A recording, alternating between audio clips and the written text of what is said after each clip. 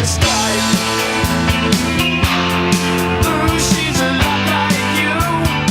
the midst of all the fiscal cliff frustration, there's actually a silver lining. If your New Year's resolution is to purchase a house, you may be in luck. The on-again, off-again deal is pushing mortgage rates even lower. The average 30-year fixed rate stands at 3.35%. That's according to Freddie Mac. That may not be the bottom. With me now is Team Investments President and Founder Tanya Marchiol, and we appreciate your being here on a holiday evening. Let me ask you very quickly, why would the fiscal cliff negotiations push mortgage rates down? I thought that was the Federal Reserve and all the money they're pumping into this economy. Well, if they do not come to some kind of conclusion and get us over this cliff, the rates will stay down because people need to borrow. I read a thing today that said it is lower. Your payment is lower to purchase a home today for $275,000 with 5% down than it was in 1987 purchasing a home for $170,000. But are you actually seeing a correlation between the fiscal cliff and this chaos that we've been reporting on for several months and the drop in mortgage rates different than the way the Federal Reserve drives down interest rates? Well, they're going to keep the mortgage rates low as an incentive for buyers, period.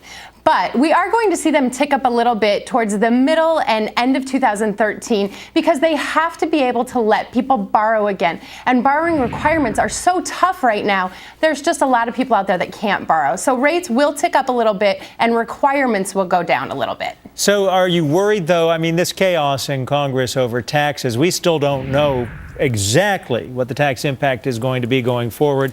We don't know what kind of cuts there are going to be, if any, going forward. I mean, all of this could cause the economy to stall, which would be a disaster for the housing market, barely recovering. I know some people say that it is recovering well, but IHS just put out a brief the other day, a note saying, don't pop the champagne corks yet on at least housing.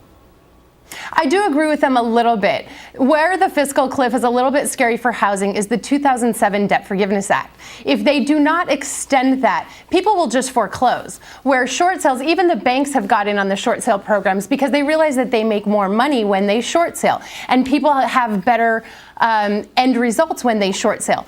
But if that doesn't happen and they don't come to a conclusion, people will just foreclose because at least they don't bear the burden of the tax situation that you do when you short sale without that debt forgiveness. Very quickly, not buying, but if I'm thinking of selling, should I sell now? I've always heard you don't sell during the holidays. You wait till the spring when people want to buy a house, near a school and get the kids ready. Is now a bad time to do that, or should you put the apartment or the house on the market?